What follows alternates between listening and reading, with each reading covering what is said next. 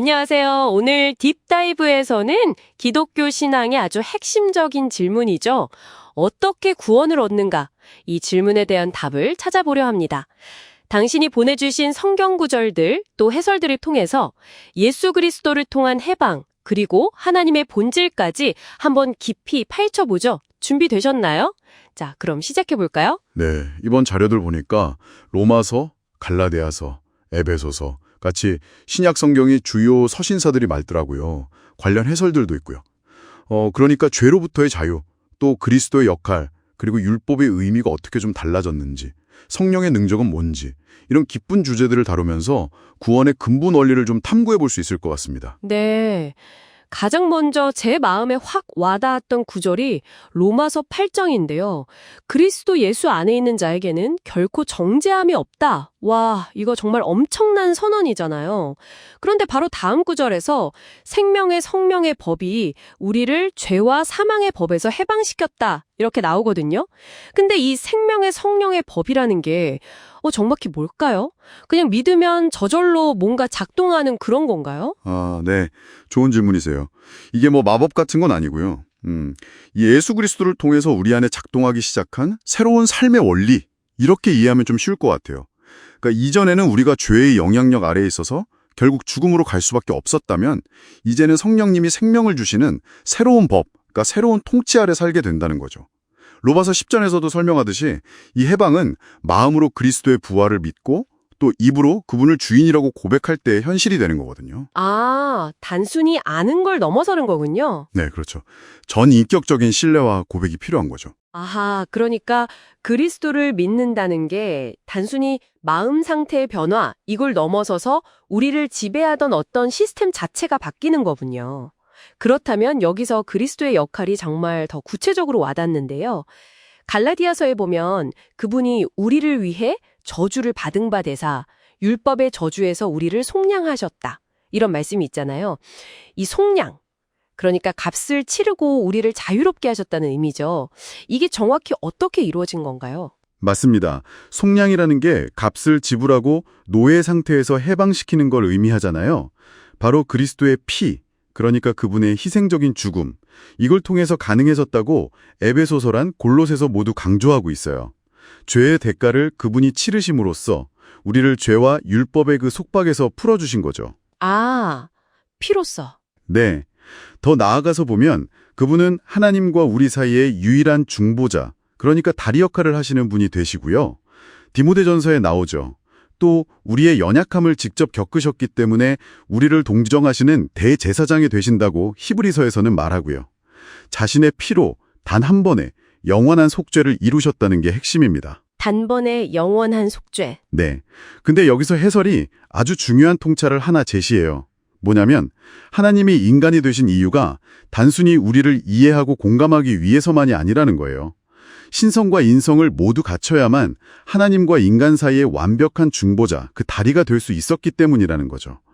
양쪽을 온전히 이해하고 연결할 수 있는 유일한 존재가 되기 위해서였다. 이런 설명입니다. 와, 하나님 자신이 인간이 되셔야만 했다는 그 해설은 정말 생각할 거리를 많이 주네요.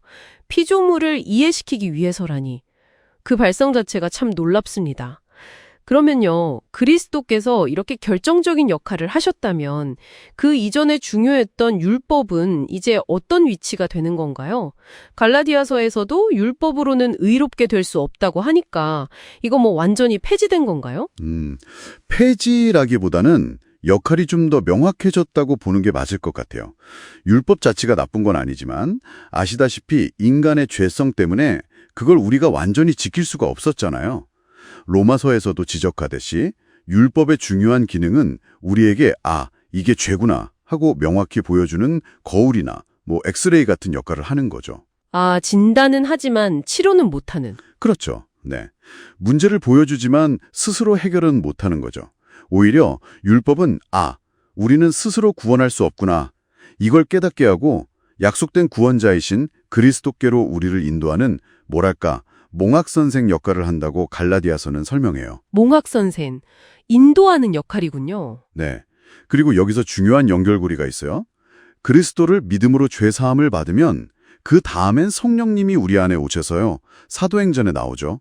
새로운 삶을 살도록 능력을 주신다는 거예요. 로마서에서 강조하듯이 이제는 율법조문에 막 얽매이는 게 아니라 성령의 새로운 방식으로 하나님을 섬기게 되고 결국에는 부활의 생명까지 이르게 된다는 거죠. 해설에서도 강조하는 부분인데 인간 스스로는 계명을 못 지키니까 성령의 도움이 절대적으로 필요하다는 겁니다. 그렇군요. 해설 부분을 조금 더 보니까요. 십자가가 하나님의 사랑을 정말 극명하게 보여주는데 동시에 회개하지 않는 존재들, 예를 들어 사탄 같은 존재에게는 심판을 확정하는 기준점이 된다는 설명이 있었어요. 이게 상당히 흥미롭더라고요. 사랑이랑 심판, 이 두 가지가 십자가 안에서 어떻게 같이 있을 수 있는 거죠? 네, 그거 아주 깊은 통찰인데요. 십자가가 마치 동전의 양면 같다는 거죠.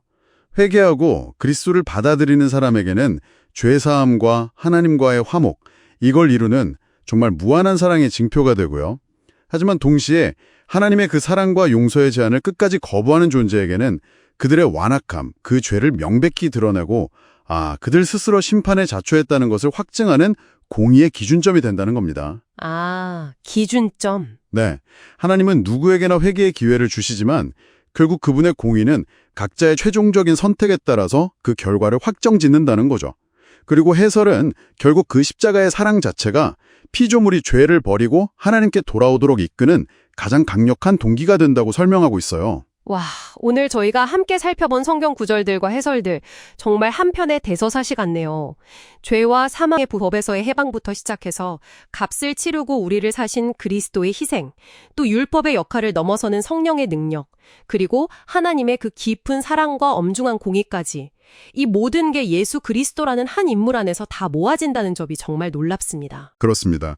이 모든 이야기의 정말 심장부에는 히브리서 표현처럼 자기 피로 영원한 속죄를 이루신 그리스도의 희생이 딱 자리 잡고 있는 거죠. 그리고 이건 그냥 2000년 전의 어떤 역사적 사건, 이게 아니고요. 바로 지금 당신의 삶과 실존에 직접적인 영향을 미치는 현실이라는 겁니다. 더 나아가서는 로마서 8장에서 노래하듯이 모든 피조물이 기다리는 그 궁극적인 회복과도 연결되는 아주 장대한 약속이고요. 자, 오늘 딥다이브를 마무리하면서 이 질문을 당신께 한번 남겨드리고 싶습니다. 모든 것을 아시고 전능하신 하나님께서 굳이 연약한 인간의 몸을 입고 오셔서 우리의 고통과 슬픔을 직접 겪으시고 공감하려 하셨다는 이 사실, 히브리서와 해설에서도 봤죠.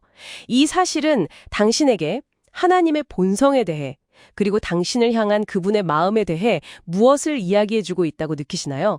한번 깊이 생각해 보시는 시간이 되길 바랍니다.